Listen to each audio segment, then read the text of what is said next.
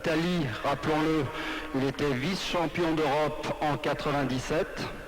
Avec son club, le Kinder de Bologne, il était vainqueur de l'Euroleague en 98 et finaliste en 99.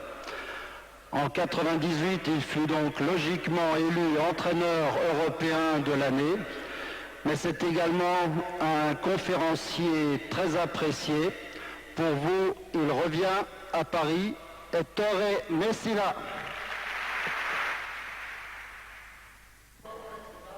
Quand tu parles de basket en attaque, mon opinion générale, avant que je parle des trucs en détail, mon opinion générale, c'est les deux trucs les plus importants, c'est passing et shooting. Dans cet ordre-là, passing, shooting. C'est pas shooting, passing. Si tes joueurs savent faire les passes, s'ils savent trouver le joueur seul et le trouver, et arriver à rejoindre avec une belle passe, tu auras des bons shoots, des open shots, des shoots tout seul. Ça améliorerait tes pourcentages shoot qui va progresser. Si tes joueurs ne savent pas trouver le joueur seul, parce qu'ils savent pas comment trouver le joueur, ils ne sont pas capables de lui donner la balle en bon moment, tu vas forcer les choses. Et après, les shoots vont être plus mauvais. Le plus grand exemple,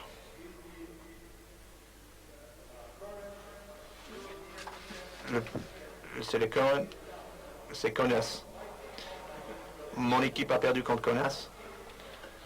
Mon équipe, c'est une bonne équipe de passe. On a des joueurs qui savent faire les passes. On a des joueurs qui savent shooter quand ils sont seuls, qui jouent ensemble. Quand on était contre Kaunas, ils jouaient à un niveau plus élevé en termes de passes et de shooting. Et il nous a battus. Et il mérite de gagner. En termes de passes, shoot et le jeu sans ballon, c'était un niveau plus élevé que le nôtre ce soir-là. Ils ont joué à ce niveau-là souvent cette année. Passing, premier, shooting, deuxième. Passing t'amène à un bon pourcentage de shoot. Deuxième, en attaque. Qu'est-ce qu'on cherche quand on joue ensemble? Les deux choses que je veux le plus quand on bâtit notre attaque, quand on situation notre travail 2, 3, 3, 4, 4, 5, 5, c'est l'espace et timing. Tu ne seras pas surpris si tu demandes à tes joueurs quel est le spacing? Qu'est-ce que ça veut dire le spacing? Tu comprendrais que souvent on utilise des mots que les joueurs ne savent pas ce que ça veut dire. Quand je dis il faut qu'on soit concentré, tu demandes à tes joueurs ce que ça veut dire concentration, tu seras surpris de l'interprétation pour le mot concentration. La même chose pour le mot spacing. Même pour le timing, c'est pareil. Qu'est-ce que c'est concentration à mes joueurs? Il me répond, ça veut dire d'être concentré. Ça veut dire quoi? Ça veut dire quoi, concentration, alors? C'est très simplement, c'est savoir exactement ce que, sur le terrain, c'est exactement ce que ton entraîneur veut faire, et essayer de le faire. C'est ça, la concentration. Ça va être focusé sur quelque chose. Être clair sur le but. On n'a pas besoin d'une explication psychologique pour le mot de concentration. Il faut qu'on aille au truc de base. Il faut qu'on aide nos joueurs à comprendre, à nos joueurs de savoir ce qu'on dit. Quand tu dis à des joueurs, qu'est-ce que c'est le spacing? Quand je dis spacing, c'est quoi? Ça veut dire quoi? Ils diraient, ça veut dire rester écarté. C'est pas exactement ça, en spacing. Spacing, ça veut pas dire rester écarté. Rester écarté, ça fait partie de spacing, un concept de spacing. Ben, je suis tout seul là, pourquoi est-ce que je vais écarter? Des fois tu es près, des fois tu es éloigné. Spacing, c'est un concept, ça mettrait c'est un concept qui met ensemble toi sur le terrain et ton coéquipier sur le terrain. Quand les jeunes joueurs, quand ils sont très très jeunes, et quand ils sont très jeunes, ils vont tous vers la balle. Ils regardent la balle et ils vont vers la balle. Ils ont peur qu'ils ne vont pas toucher la balle. Quand ils grandissent, il faut qu'on les apprenne à changer cette attitude. On sait une grande partie du jeu, c'est loin du ballon, sans ballon. Et ce que tu fais, souvent, ce que tu fais loin du ballon, ça va dépendre de ce que tu fais. Ça va dépendre de ce que tu fais quand tu passes. Écran, fade, flare, ça va déterminer le shoot que tu vas procurer. Spacing, voilà, c'est un concept qui me dit moi et mon coéquipier. C'est pas que moi. C'est l'espace qu'on donne entre nous deux. Ça veut dire des fois rester écarté. Des fois ça veut dire écarté pour laisser des places pour quelqu'un d'autre. Dribbler, couper. Ça veut dire aussi que des fois ça veut dire aller vers la balle. Ça, c'est des choses qu'on peut apprendre sur le terrain. Deuxième chose, tu demandes à tes joueurs, qu'est-ce que ça veut dire timing? Timing. Pour moi, timing, c'est très facile. Ça ne veut pas dire fais le bon chose au bon moment. Qu'est-ce que ça veut dire ça? Qui décide qu'est-ce que c'est le bon choix au bon moment? Qui décide quel est le bon moment? Personne ne sait ça. Pour moi, ça veut dire timing, fais quelque chose pendant que quelque chose est en train de finir. Par exemple,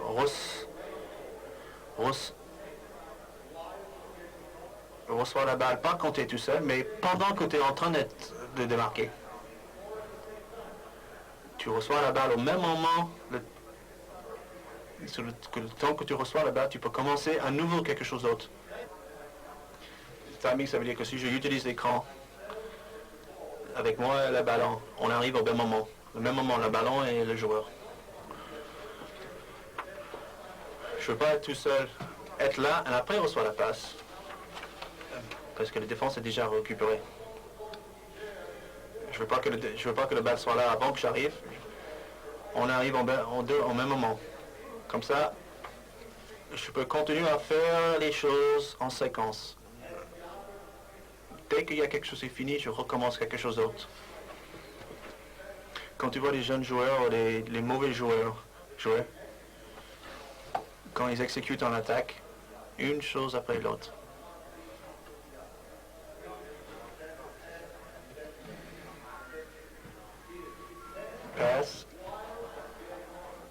Passe pendant que je suis voilà, que je cache le shoot tout de suite après.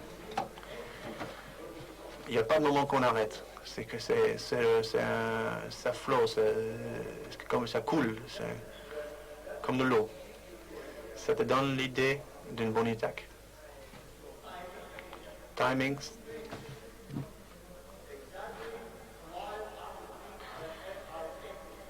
On commence des choses dès que les choses se finissent. Je finis mon mouvement de démarquer. En même temps, je reçois la balle. Ça coule, on n'arrête pas le mouvement. Ça, c'est les deux choses que je concentre plus en attaque. Tu verras qu'on continue, qu'on verra une explanation un contre un avec les joueurs. Spacing et timing. C'est les deux choses que je corrige le plus. Quand tu dois demain en défense, quand tu vas avec défense, c'est de détruire l'espaçant et le timing de l'équipe adverse, c'est notre goal en défense. La dernière chose avant que je commence sur le terrain, travailler sur le terrain,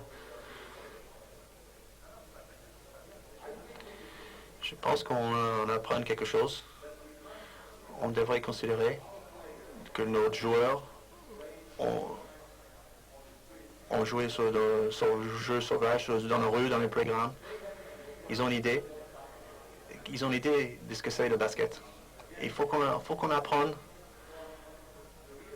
Il faut qu'on apprenne de la situation réelle. Il faut qu'on apprenne pour la situation réelle, des fondamentaux d'une situation réelle. Parce que je dis ça parce que quand j'étais jeune, quand les cours d'entraînement que les fédérations nous donnaient, on a pris un contraint d'une situation stationnaire. On parle d'il y a une époque de 15 ans, il y a 20 ans, quand on allait au cours, ils nous apprenaient un contre un et d'une position fixe. Jab, step, angle, fake, et crossover, feinte et pénétration. Feinte, un shot. Toutes les choses on continue à apprendre, mais c'était expliqué dans une situation fixe. Et vous vous souvenez de l'exercice de miroir. On donne les deux joueurs face à face. Il y a un joueur qui travaille les feintes, l'autre joueur qui travaille les distances. C'est une chose qui a été utilisée dans tous les entraîneurs, dans toutes les cliniques. Mais mon point c'est, mais est-ce que c'est ce qui se passe vraiment dans les matchs? Comment un joueur, un gamin de 13, 14 ans, met dans sa tête l'idée, un contre un, dans une situation de fixe?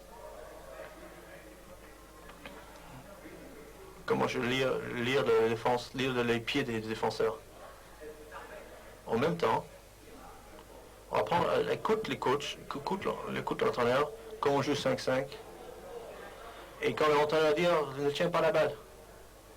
Mais quand on apprend le basket à nos joueurs, sur 5-5, la chose qu'on dit le plus souvent, ne tiens pas la balle. Continue à bouger. On dit tout ça. On dit tout ça.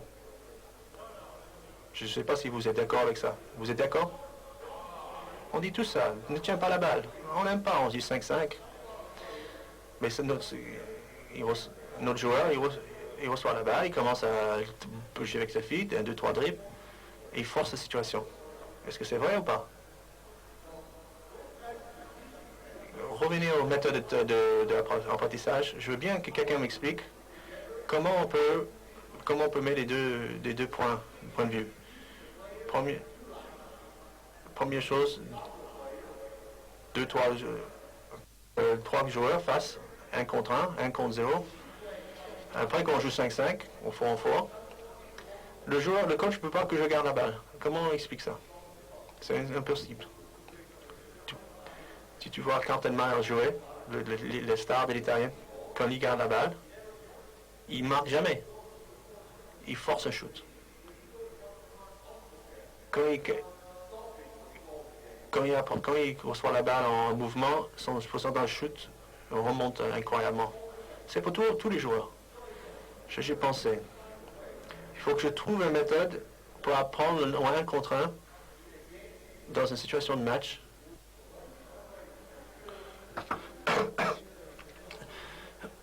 Premier exercice avec les joueurs Chavagnier, même les jeunes et les Chavagniers. Demande-lui qu'est-ce que c'est son range, son niveau de shoot. Où il veut, quelle distance? 50% ici? Quand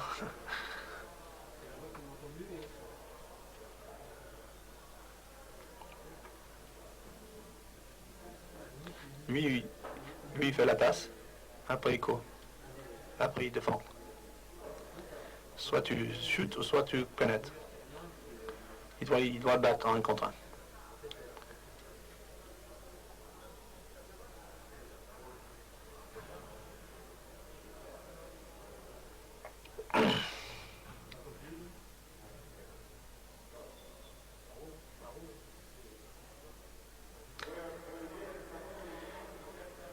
On va voir la situation où il se trouve un écran qui descend.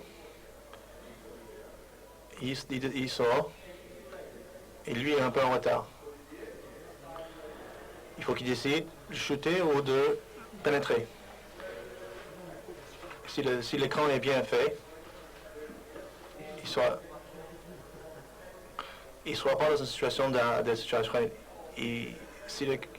il soit dans une situation de mouvement où le joueur est en train de récupérer. C'est la première situation.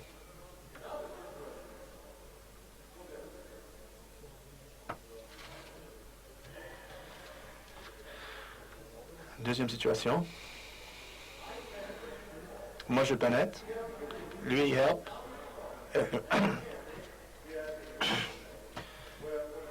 Maintenant, il est à nouveau en situation où il reçoit la balle en mouvement pendant que la défense est en train de récupérer. Il faut qu'il sache quoi faire. Shoot ou pénétration ou passe.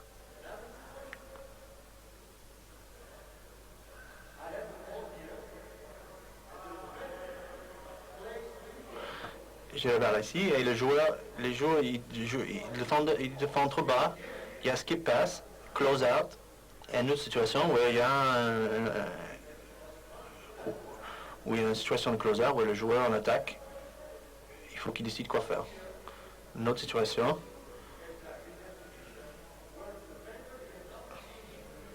Voilà, il est dans une position plus bas où le défendeur il ne peut pas le voir les deux. Le défenseur est un peu ouvert. Il part backdoor, skip pass, un nouveau close-out. Encore un nouveau. Balle au low post. Défense vient aide. Swing pass, close-out, à nouveau. Pas nécessairement après une erreur défensivement, mais exploiter une attitude défensive qu'on voit souvent. Même une bonne attitude. Il reçoit la balle. Souvent, on trouve des situations de close-out où on reçoit la balle, un joueur défensif fait un close-out. Que ce soit si je fais des plays, des passing games ou des plays set play, c'est ça que tu veux trouver. Tu veux trouver des situations de close-out, exploiter des situations de close-out.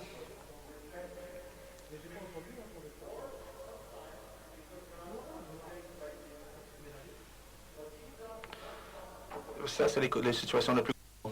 Il faut qu'on aide notre joueur de les reconnaître ces situations et de les exploiter.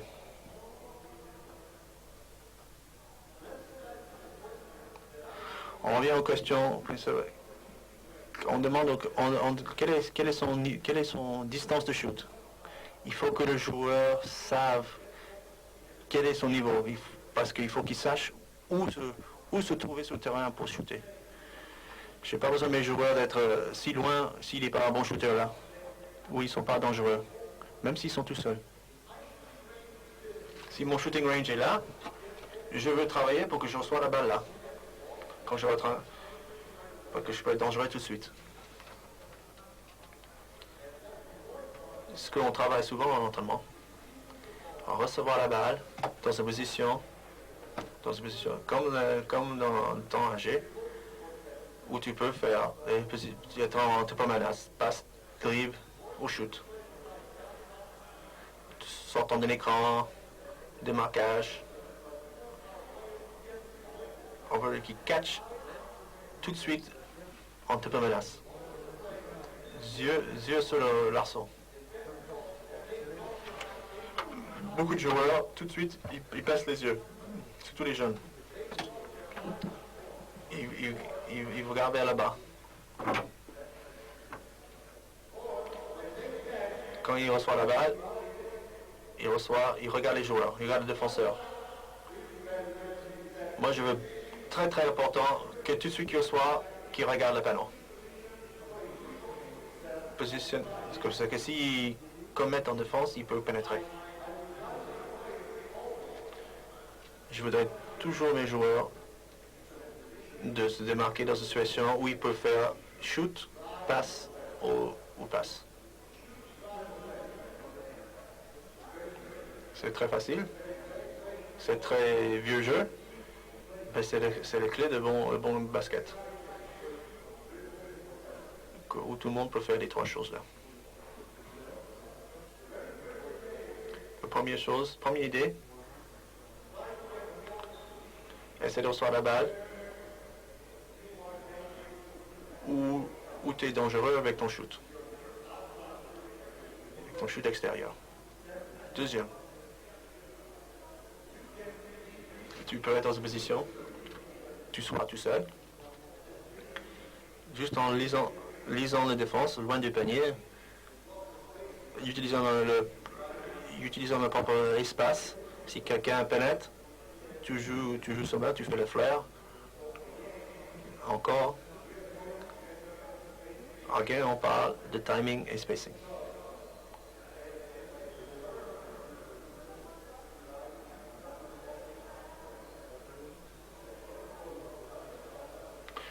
Okay. Le défenseur va arrêter le défenseur va aider.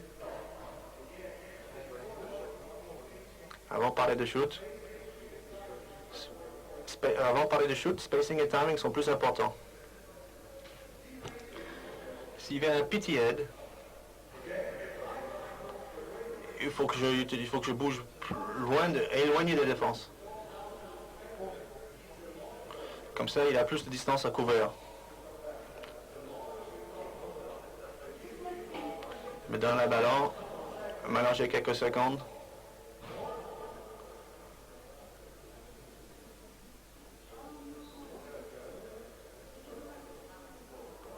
Doucement. Le petit aide, éloigné. S'il vient en mouvement, boum, pénétration.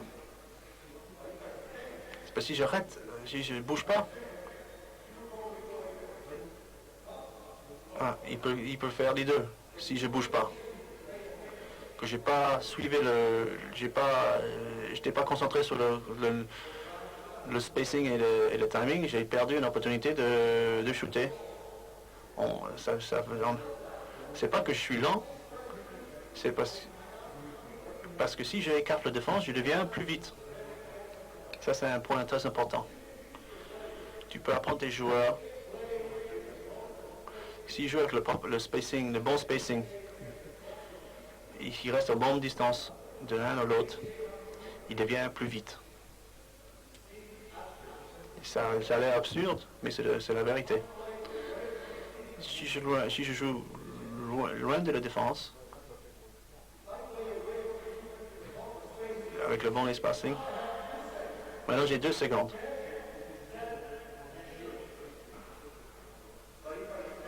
Si j'arrête statique,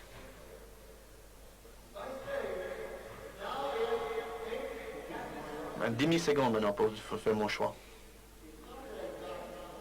C'est pas que j'étais plus lent, je suis le même joueur, j'étais dans la mauvaise position. Le bon spacing, ça te rend les joueurs plus vite, plus rapide. C'est une petite histoire. Plus souvent, on fait des choses qui sont plus physiquement plus rapides. Le corps de sauter, les sprints, ça c'est important, c'est très important.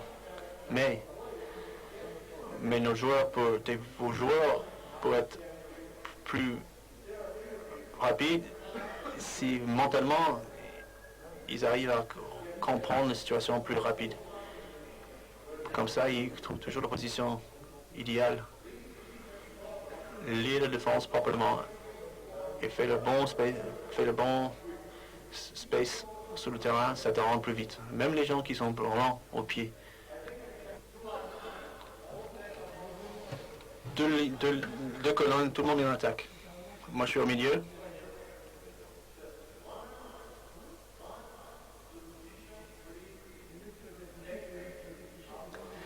Il court en position où il est dangereux avec son shoot extérieur. Tête à raquette, au lancer franc. Et moi, je suis là.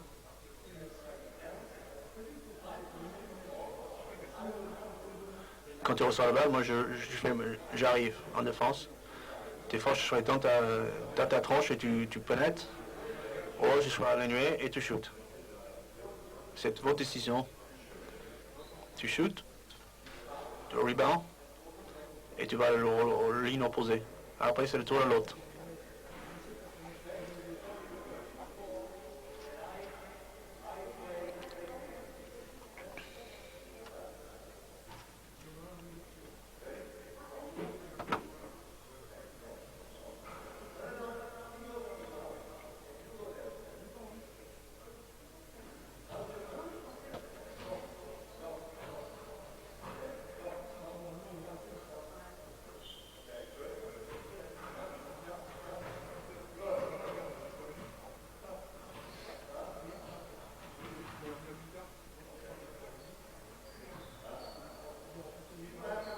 Tu vas voir ce qui s'est passé. Le mec, le gamin était beaucoup meilleur athlète que moi. Il était capable, même si j'étais sur lui, il était capable de concentrer sur le terrain plus que ce qui s'est passé.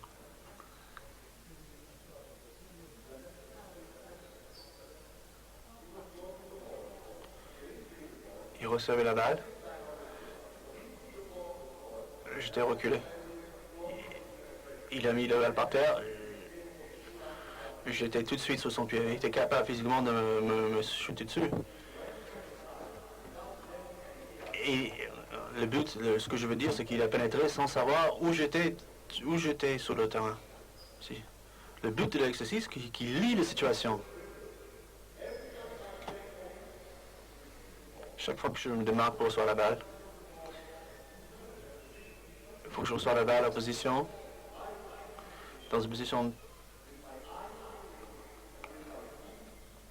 Il faut que je sois parallèle au panier et les yeux sur l'arceau.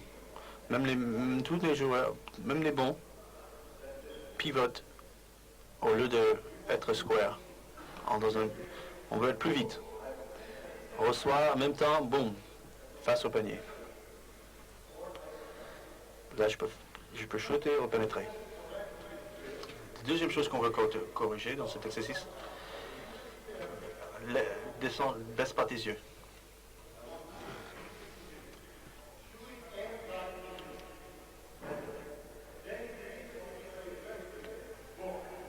Défense agressive, je peux pénétrer. Je commence toujours l'exercice avec moi là.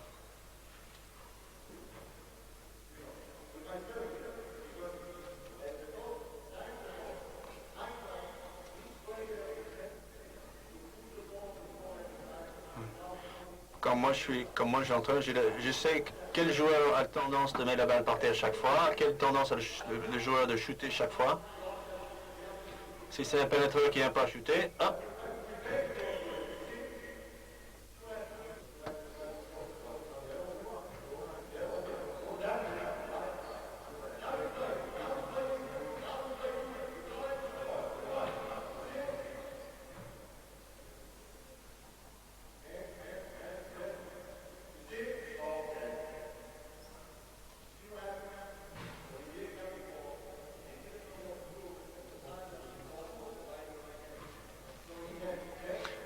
Il reçoit la balle.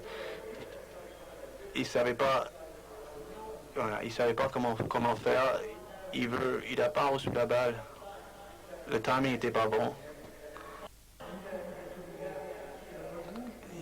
Il a perdu des secondes précieux en ralenti, en pivotant. Il faut qu'on soit. On ne veut pas garder la balle dans les mains trop longtemps. On veut que ça soit vite. Une des buts principaux, c'est qu'une décision se fait rapidement, qu'on ne garde pas la balle dans les mains longtemps.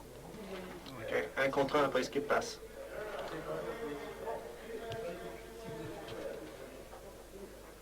Ce qui passe, c'est 2 mains au-dessus de la tête. Okay. Aide en défense, close out.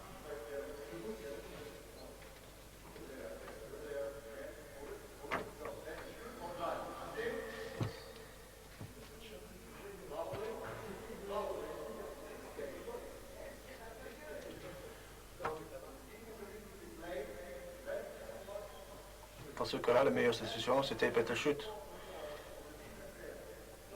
Il a mis la balle par terre quand la défense qui était déjà là, ils arrivaient au même moment. Qu'est-ce qui se passait en jeu? C'était un shoot forcé ou même peut-être même un passage.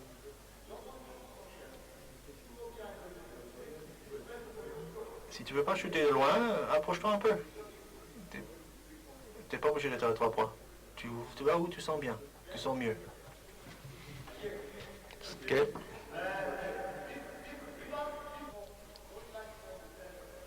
Revenir à ce qu'on a dit au départ. Le processus technique vient de attrape, shoot, attrape, pénétration, feinte, shoot ou pénétration. Ça, c'est les mouvements de base que j'apprends aux joueurs jeunes. Seulement après que je dirais tous les crossovers, tous les jab steps, seulement quand ils sont capables de jouer comme on veut au départ, sans tenir la balle, qu'on va au deuxième stade. Seulement quelques-uns ont utilisé la situation stationnaire. Mon premier but avec les joueurs jeunes, même les vétérans, c'est attrape et décide vite.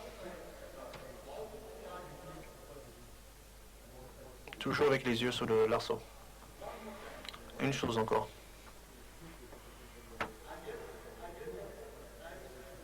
Je me démarque, je reçois la balle avec mes pieds parallèles. Amener la balle en super menace. Si la défense est extérieure. Ou je protège la balle si la balle. Je protège la balle si la défense est très agressive. Et mes yeux sur le l'arceau.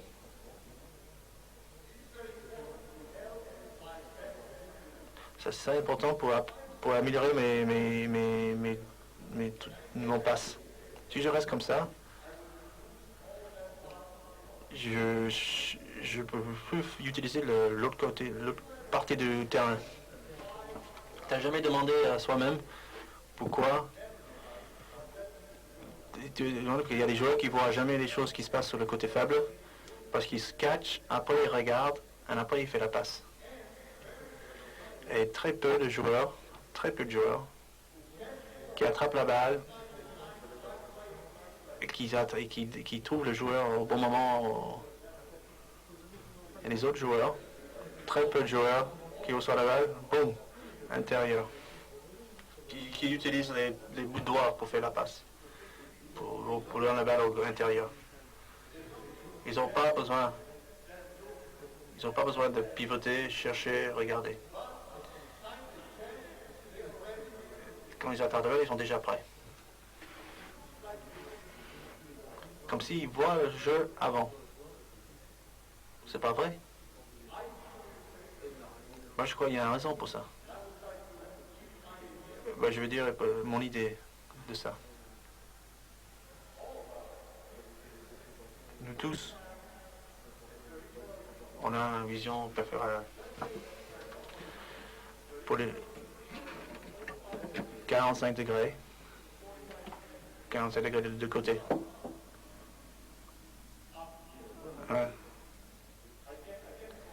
Je ne peux pas regarder jusque-là. Seulement il faut que je tourne la tête. Voilà. Si je suis devant, je regarde.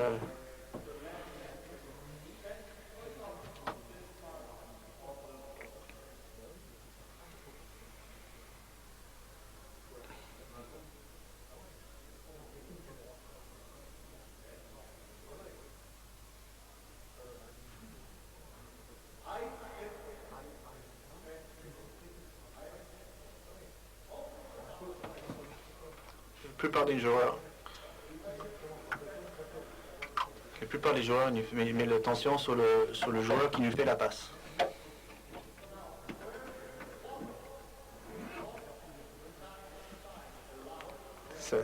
Ça rend quoi mon vision de jeu? Si je reçois la balle de là, et en train de regarder,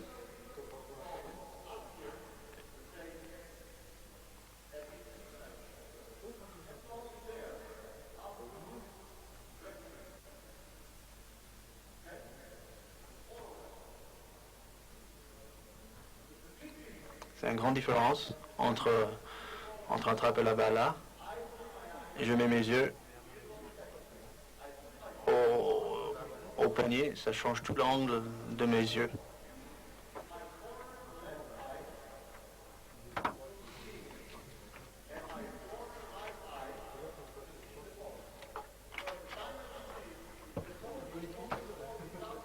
C'est le pivot devant la balle. Si je regarde en façon, je le vois tout de suite.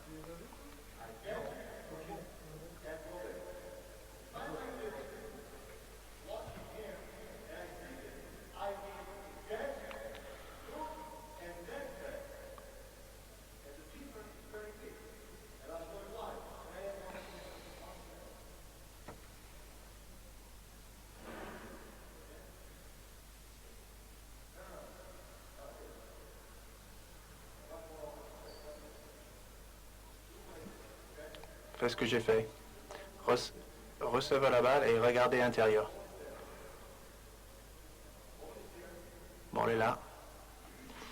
Il reçoit la balle. Voilà, le temps qu'il regarde, la défense a ajusté et maintenant il faut à nouveau le pivot travaille pour recevoir la balle. Maintenant tu regardes vers l'intérieur. Voilà, je perds le temps nécessaire pour passer devant.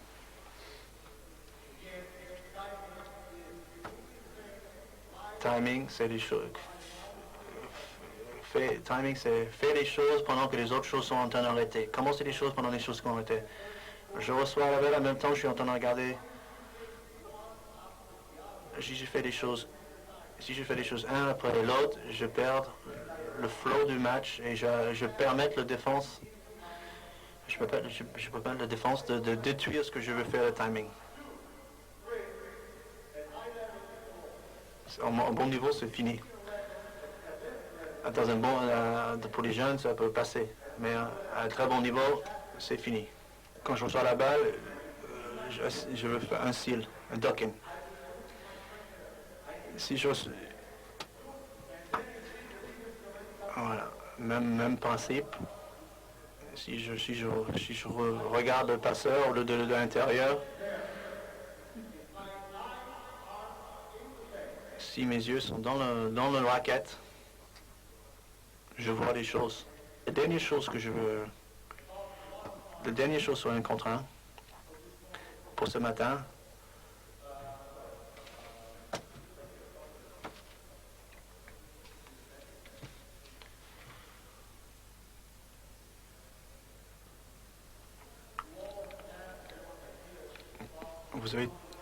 vous avez tous vos idées, comment se démarquer, comment... Je vais finir pour donner mon opinion sur le backdoor.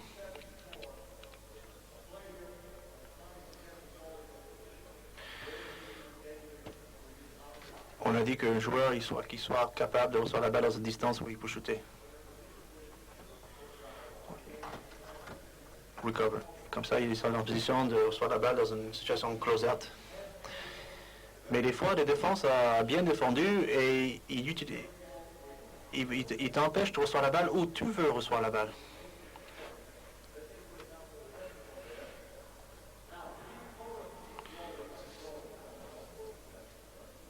Il vient doucement.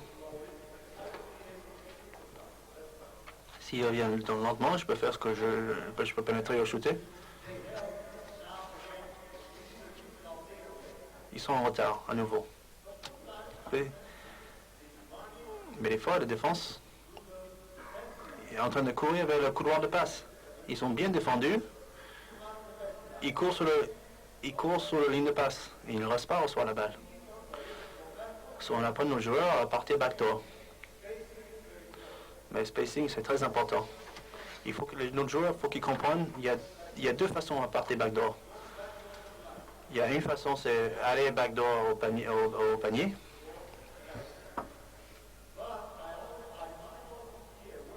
Il faut toujours soit conscient que si la raquette est libre ou pas libre.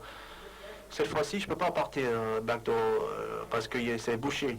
Il faut que j'apprenne. Il faut que je vais backdoor au coin parce que je peux écarter le jeu. Regarde un cas très simple pour appliquer cette notion-là. Ça, c'est une situation assez fréquente. Il passe au high post, back pick. Il coupe au panier. Revient loin. J'essaie de lui donner la balle à l'intérieur sur le post-up. C'est une situation qu'on utilise tous.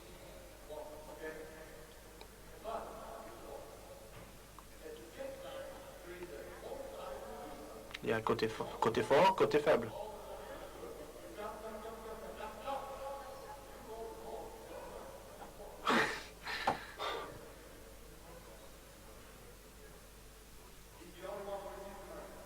C'est le seul qui a reçu l'argent. Si je vais backdoor, on est au même moment, au même espace. Le code de Cooper, c'est très coincé. Pas seulement que le joueur ne soit pas prêt à faire la passe, mais s'il y a une défense agressive sur lui, il n'y a même pas l'espace pour lui pour pénétrer.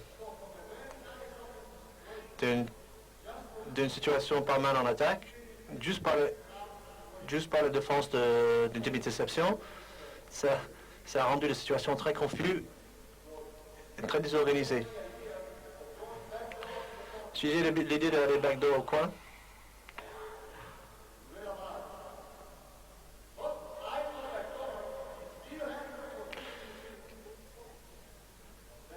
si je vais backdoor au coin, il peut donner la balle à l'intérieur parce qu'il a une vision directe. Il peut me donner la balle en coin si mon joueur est en retard. Et si lui il est serré, il peut faire son 1 contre 1. Il peut faire un ou deux dribbles pour pénétrer. Juste le fait d'écarter le jeu, ça, on peut utiliser le coupage sur le back pick et le backdoor cut et le 1 contre 1.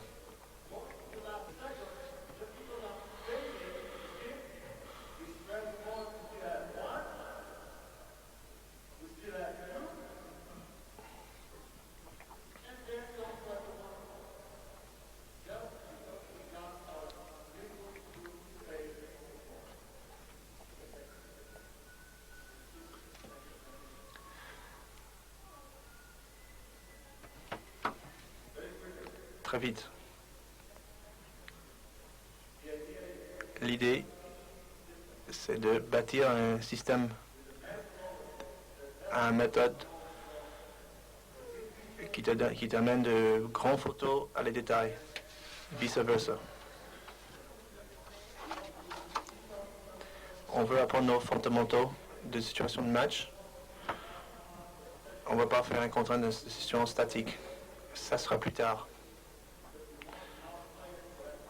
On veut notre joueur qui soit clair quand il joue un contre un dans le contexte de 5-5. Le coach ne veut pas qu'il garde la balle trop longtemps dans les mains.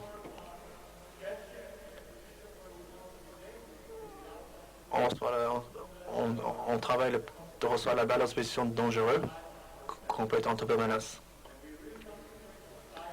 Et on concentre beaucoup sur le timing et le spacing. Timing, fait pas les choses une chose après l'autre, mais que ça coule. Que ça coule. Si on arrête le flow.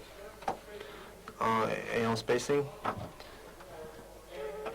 On veut considérer notre position et les autres joueurs qui jouent avec nous.